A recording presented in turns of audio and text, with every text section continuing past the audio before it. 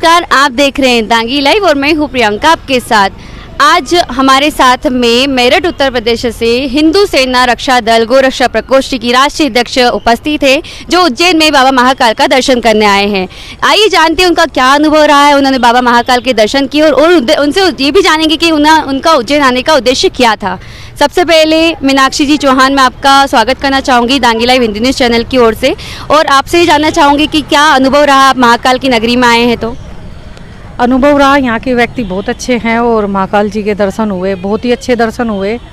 बस थोड़ी सी दर्शन की जो व्यवस्था है लोगों की, आम जो हमारे हिंदू भाई बहन हैं, जो भी हमारे दूर दूर से श्रद्धालु चल के आते हैं, उनको मतलब कभी इस गेट से जाओ कभी उस गेट से जाओ, और कुछ पैसे लेके वीआईपी जो पास बने हुए हैं कि भाई कोई 500 रुपये कोई 250 रुपये के, जो जिस तरह से वीआईपी पास है, इस तरह से नहीं होना चाहिए। क्योंकि इसमें हमारे हिंदू भाई बहन कुछ ऐसे लोग हैं कि जो असमर्थ हैं और जिनकी इच्छा करती है कि चलो महादेव जी के दर्शन करने जा रहे हैं, तो ये बहुत गलत है। और मैं इसकी बिल्कुल सरकार से भी गुजारिश करूँगी और प्रशासन से भी कि भाई इस तरह की ये बात ना हो। और मैं अपने संगठन को भी कहूँगी इस बारे में कि अपने हमारे जो प्रदेश अध्यक्ष हैं या भाई मंत्री भी हैं और भी हैं, सारे कार्यकर्ता हैं, मैं इनसे सभी से कहूँगी कि भाई इस पे आवाज़ उठाएं। जो हमारे दूर दूर से श्रद्धालु गरीब हैं, जो भगवान से मिलने की आस्था रखते हैं और शायद उनकी जेब में किराया हो और भाई आगे मंदिर तक पहुंचने के लिए नहीं हो, तो ये सब गलत है। या तो वीआईपी जो ये लगा हुआ है कि भाई वीआईपी दर्शन अलग हो, या तो बिल्कुल आम दर्शन हो, सबके एक साथ हो। वीआईपी सिस्टम मंदिरों में नहीं होना चाहिए, इसकी मैं पुरजोर विरोध करती हूँ, बहुत ही गलत है। और महाकाल जी के हमारे दर्शन हुए, अच्छे हुए, क्योंकि चलो हमारे में क्षमता है, हम कुछ पैसे जमा करके और कुछ हमारी शर्म कर ली कि हम राष्ट्रीय अध्यक्ष हैं संगठन से, हम चले गए वीआईपी तरीके से, पर नहीं, ये होना नहीं चाहिए। ये सबके लिए एक समान है, ऊपर वाला सबके लिए एक है। तो हम गुजारिश करेंगे कि जो वीआईपी सिस्टम है इसको ख़त्म करा जाए। और सबसे ज़्यादा मैं जोर दूंगी कि भाई जैसे आप घाट पे भी देख रहे हो कि गाय माता हमारी घाट पे भी इधर उधर कूड़ा कचरा खाती हुई फिर रही है। मेरा उद्देश्य मैंने एक यही है, मैं गोरक्षा दल में ही काम कर रही हूँ और अपने भाइयों को भी जागरूक करती हूँ, बहनों को भी करती हूँ कि भाई हमारे समस्त जो देवी देवता हैं ये सब इसी में ही वास करते हैं। तो आपको कहीं मंदिर में या कहीं इधर उधर भटकने की जरूरत नहीं है। अगर हर घर में एक गाय होगी और हम इसकी पूजा करेंगे तो सभी देवी देवताओं की हम उसकी वहीं पूजा कर रहे हैं। बस इन्हें बचाओ तो शायद हिंदू समाज बचेगा, हमारा राष्ट्र बचेगा, और हिंदू राष्ट्र की तरफ को चलने का जो हमारे भाई काम कर रहे हैं इसको और तेजी एक मुहिम दे, एक सपना बना ले कि हमारा ये सपना है कि हम देश को हिंदू राष्ट्र ही बनाएंगे। जय श्री राम, जय गौ माता की। जी, जैसे कि आपने बताया, और मैं आपसे ये जानना चाहूँगी कि जैसे कि गो हत्याएं जो हो रही है उसके निषेध के लिए, उसके प्रतिबंध के लिए आपने अब तक क्या कदम उठाए हैं? इसके प्रतिबंध के लिए सबसे बड़ी जो एक अहम जो लड़ाई है हमारी गौचरान भूमि को लेके है। पूरे भारत में अगर हम गौचरान भूमि को लेके अगर मुद्दे उठाएं तो बहुत हैं, पर गौचरान जब तक भूमि हर जिले से खाली नहीं होगी, सरकार इस पे एक्टिव नहीं होगी, बिल्डरों ने कॉलोनी काट रखी है, बिल्डिंग खड़ी कर रखी है, उसे गैर कानूनी तरीके से कागजों में तब्दील करा लेते हैं और उसे बेच देते हैं बिल्डरों के माध्यम से या वैसे। तो अगर गाय की अगर कोर्ट कचहरी जा सकती, अपने लिए आवाज़ उठा सकती और कागजों की भाषा अगर गाय समझती तो शायद आज गाय सबसे पहले कोर्ट में होती। क्योंकि भारत में सबसे ज़्यादा जो आज बेजुबान हमारी गाय माता पीड़ित है, इसकी आवाज़ बन के हम खड़े हुए हैं और इसी की आवाज़ मैं बुलंद करने सभी को कह रही हूँ कि भाई इसकी आवाज़ बुलंद करें। और ये आवाज़ एक खाली गाय माता की नहीं है, कई करोड़ देवी देवताओं की है, और जिसको हम साकार कर रहे हैं और आगे बढ़ाने का काम कर रहे हैं। बस ये जो भूखी भटकती फिर रही है, इनकी भूख प्यास वहीं रुकेगी गौचर भूमि, क्योंकि इनका अधिकार है, उसमें किसी सरकार का या किसी एक व्यक्ति का कोई अधिकार नहीं है। इनका अधिकार इन्हें मिलना चाहिए। जी, आपने जैसे बताया, उसके आगे मैं आपसे ये पूछना चाहूँगी, जैसे कि गौशालाएं हैं, अधिकतर वीडियो आती है कि गौशाला में ना तो चारा मिल पाता है, गाय जो है बीमार रहती है, उसमें सरकार भी ध्यान नहीं दे रही। इसके बारे में आप क्या कहना चाहेंगे? सरकार बिल्कुल ध्यान देती है। अगर मान लो आप माननीय मुख्यमंत्री जी से भी मैं कई बार इस मामले में मिली हूँ, उन्हें दिखाया भी है, कागजों में भी दिखाया है, वीडियो भी दिखाई है। मतलब धरातल पे कुछ हो रहा है, कागजों में जब कंप्लीट करके जो अधिकारियों के आईएएस आईपीएस अधिकारी डीएम एसडीएम कोई गाय को संभालने के लिए नहीं, उन्होंने पढ़ाई लिखाई करी है तो वो गाय को नहीं संभालने के लिए करी। आईएएस आईपीएस अधिकारियों को आज सरकार ने गाय की जिम्मेदारी दे रखी है। अब वो जिले में और बहुत सारी लोगों की समस्याएं रहती है, आम नागरिक की, जमीनी विवाद है और बहुत सारी चीजें हैं। तो आईएएस आईपीएस अधिकारी आज गाय को संभाल रहे हैं, ये बिल्कुल गलत है। एक ऐसी जैसे महिला मोर्चा है, गोरक्षक है, जैसे हम जैसे कार्यकर्ता है, इनके हाथ में अगर मुहिम हो या हमें कोई जिम्मेदारी दी जा, हमारे कार्यकर्ताओं को कोई जिम्मेदारी दी जा, तो बहुत ही बखूबी बहुत ही अच्छी पहल होगी, शुरुआत होगी। तो सरकार को ध्यान देना चाहिए कि भाई आईएएस आईपीएस ने जो पढ़ाई कर रखी है वो उस गाय को चराने के लिए नहीं की है। गाय चराने लायक जो है, जिसमें एक श्रद्धा है, आस्था है, उसे दो ये जिम्मेदारी। सबसे ज्यादा भ्रष्टाचारी आज गौशालाओं में है। जब मुख्यमंत्री या कोई मंत्री विधायक अगर गौशालाओं का निरीक्षण करने जाते हैं सरकारियों का, तो हरा चारा डल जाता है, नहीं तो कुछ था। सब ज्यादातर हम खुद प्रैक्टिकल करके देख रहे हैं और खुद जाके देख रहे हैं, सब कुछ नीचे धरती पे कुछ नहीं है, सब कागजों में कंप्लीट है। सवाल और है ये कि जैसे कि आपने हिंदू राष्ट्र की बात कही है, बागेश्वर धाम के पंडित जी धीरेन्द्र कृष्ण शास्त्री जी हिंदू राष्ट्र के बारे में बात करते हैं हमेशा, उसके बारे में और आप क्या कहना चाहेंगे? देखो, हम तो यही कहेंगे कि वो बहुत ही अच्छा काम कर रहे हैं और ऐसे धीरेन्द्र शास्त्री हर गली मोहल्ले में हो। अब ज़रूरत है जागने की और वो सबको इकट्ठा भी कर रहे हैं। और ये हकीकत है कि जो बोलते हैं ना एक विशेष समुदाय की कि भाई हम कट्टरवादी हैं, इनके हकीकत में जो बाप दादा परदादा जो भी इनकी पुरानी पीढ़ी है वो कभी हिंदू रहे हैं। तो इन्हें मानना होगा कि भाई अगर देश में रहना है तो जय श्री राम कहना होगा। मात्र एक भारत देश हमारा है और 52-53 देश हम दे चुके हैं मुस्लिम राष्ट्र को। तो मैं सभी हिंदू भाइयों से निवेदन भी करूंगी कि इसको तो अब अगर मांग के नहीं मिलता तो छीन के अधिकार हम लेना चाहेंगे। जो यहाँ रहना चाहता है रहो, और जिसे पाकिस्तान या मुस्लिम कंट्री पसंद है वो मुस्लिम कंट्री में जाए, हमें कोई ऐतराज़ नहीं है। हमारा सनातन बच जाए। और आज हमारे देश में जो आज सनातन पे जो उंगली उठती है और जो लोग आज हमारे भाई आवाज़ भी उठाते हैं, पहले ये सब नहीं था, कांग्रेस की सरकार थी और इतने लोग जागरूक नहीं थे। हमारी बीजेपी सरकार ने बहुत लोगों को जागरूक किया है। बस हम तो यही निवेदन करेंगे कि जो आप अपने प्रतिनिधियों को चुनते हैं, एक बार जनता में लोगों के बीच में जाके, चाहे आप खुफिया कोई जानकारी ऐसी लें कि भाई आप जिस जनप्रतिनिधि को चुन रहे हैं वो सही भी है या गलत, क्योंकि कहीं ना कहीं आपको इसका खामियाजा पश्चिमी उत्तर प्रदेश में देखने को भी मिल रहा है और हम भुगत भी रहे हैं। कुछ सीटें गई हैं, हमारे भारतीय जनता पार्टी के चुनाव गलत हुए क्योंकि उन्होंने लोगों को गलत चुना। चेहरे बदलते रहना चाहिए, जो जमीन पे काम कर रहा है ऐसे लोगों को उठाए और उन्हें साथ लेके चले। जी, जैसे कि एक जो भी हिंदू त्यौहार होता है उस पर पथरावबाजी हमेशा होती देखते हैं हम, हिंदू ही त्यौहार पे क्यों? हिंदू त्यौहार पे इसलिए है कि आज कई हजारों के लपेट में संगठन बने हुए हैं, हिंदू संगठन, सबको राष्ट्रीय अध्यक्ष बनना है, जिम्मेदारी से कोई काम नहीं कर रहा, सबको हिंदू संगठन के राष्ट्रीय अध्यक्ष और सबको राजनीति करनी है। और इस फूट का फायदा पहले अंग्रेजों ने उठाया था और आज एक विशेष समुदाय उठा रहा है कि भाई ये भाई मुझसे आगे ना चला जाए या ये भाई मुझसे आगे ना चला जाए।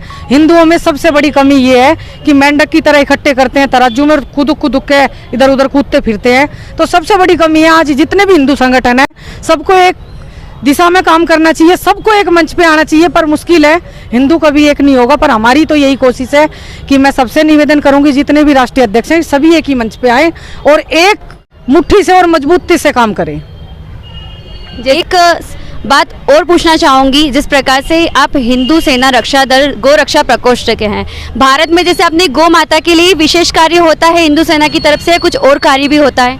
मैं लव जिहाद पे बहुत गंभीरता से काम करती हूँ। कुछ बहन बेटियों को हम लाइट नहीं लाते, ना मीडिया में लाते हैं, ना हम सोशल साइट पे डालते हैं। कोई बहू बेटी अगर गलत रास्ते पे चली गई तो हम सोचते हैं कि वो घर वापसी करा चुकी हूँ मैं कहीं की, मैं उसे लाइट नहीं लाना चाहती। मैं अपने भाइयों से भी यही निवेदन करूँगी, जो बहन भटकती है उसे अपनी घर वापसी कराओ। और बहनों से यही निवेदन करूँगी कि हिंदुओं में कोई जाति नहीं है, वो कहीं भी जाए, पर एक विशेष बिरादरी में, विशेष जाति में बिल्कुल ना जाए।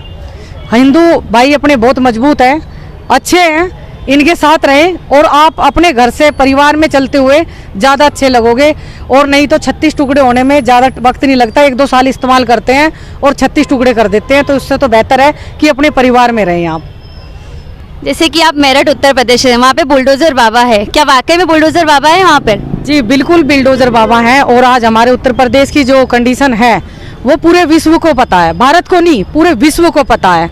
मैं चाहूँगी कि भाई जैसे हमारे मुख्यमंत्री हैं ऐसे हर राज्य में हो, आप सबको मिले और आने वाले टाइम में हमारे मुख्यमंत्री जी प्रधानमंत्री के रूप में आए, तभी देश हिंदू राष्ट्र होगा। जब माननीय मुख्यमंत्री जी योगी आदित्यनाथ जी प्रधानमंत्री बनेंगे तभी देश हिंदू राष्ट्र होगा।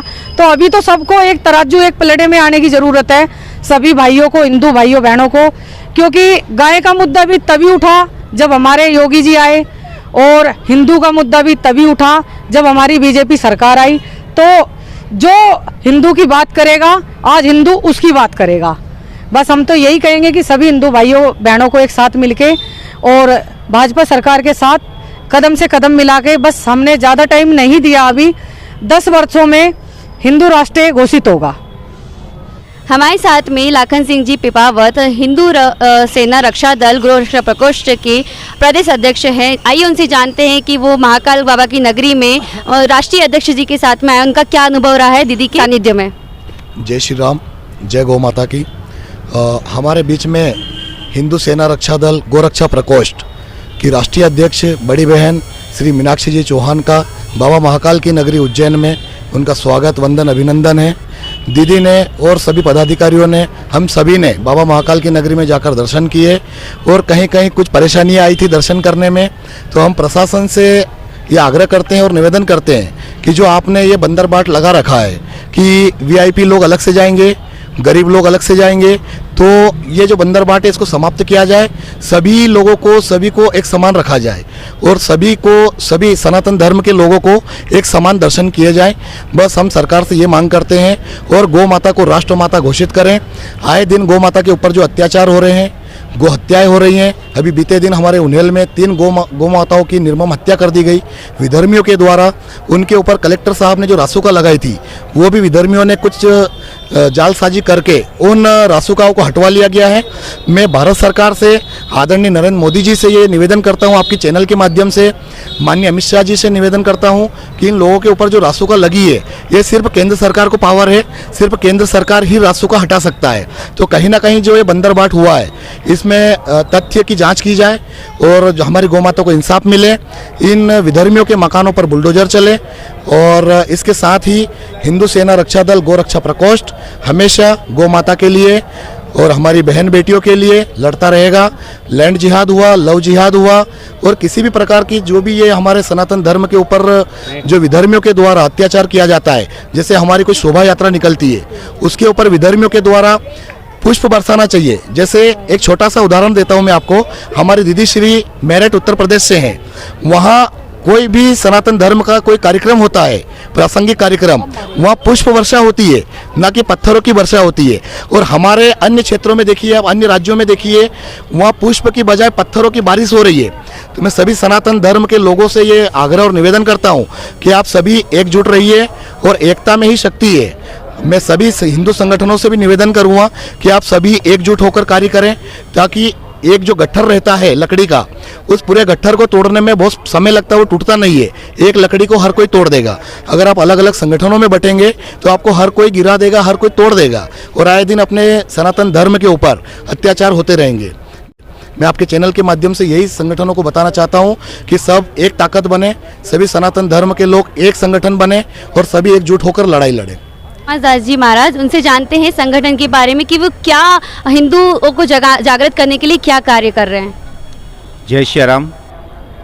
मैं संत सनातन धर्म सेवा संस्थान से राष्ट्रीय अध्यक्ष महंत हनुमान दास जी महाराज। यह संगठन 18 लाख नागा साधु के द्वारा बनाई गई है, जो कि भारत को हिंदू राष्ट्र घोषित करने के लिए, और हमारे भारत में जो अत्याचारियों के द्वारा आज कई प्रकार से जुल्म किए जा रहे हैं, हमारी बहनों को लव जिहाद का मुद्दा और कई ऐसे आप लोग आए दिन आपके द्वारा प्रचार हो रहा है, देख रहे हैं, उसको समाप्त करने का काम कहीं ना कहीं शुरू से देखा गया है, ऋषि मुनियों के द्वारा ही समाप्त किया गया है। आज आप लोगों के सामने लाखों साधुओं की हत्या होने के बाद हम सबसे पहली अच्छी बात है कि सौभाग्यशाली है कि राम मंदिर हमारे सामने बन रहा है और कितने बड़े बड़े संत ऋषि मुनि उन्होंने इस मंदिर को बनवाने के लिए अपनी प्राणों की आहुति दी और हम लोग इसको देख रहे हैं। तो ये संतों के द्वारा ही होता है। सबसे पहले मैं आपके न्यूज़ चैनल के माध्यम से बहन मीनाक्षी जी को साधुवाद दूंगा, उनके सारे संस्था के जितने भी सदस्य हैं उनको साधुवाद दूंगा कि आप हज़ारों किलोमीटर का सफ़र तय करके आज उज्जैन बाबा महाकाल की नगरी में जो भक्तों को तकलीफ़ होती है, जो वीआईपी दर्शन का सिस्टम है, आज तक किसी भी संगठन के द्वारा इस चीज़ पर कभी आवाज़ नहीं उठाई गई।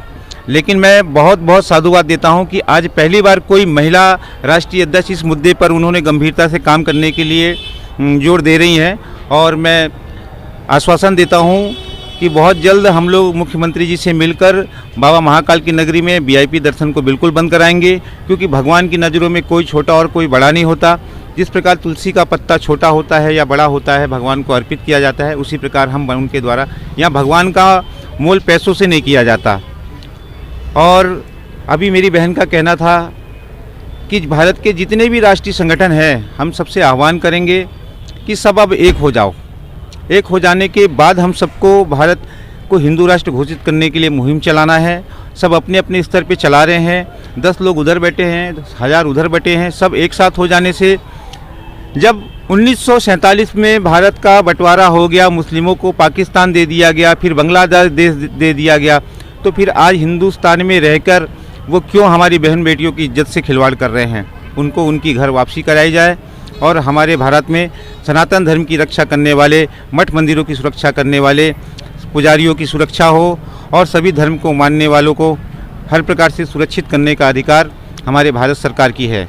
जय श्री राम, जय गौ माता।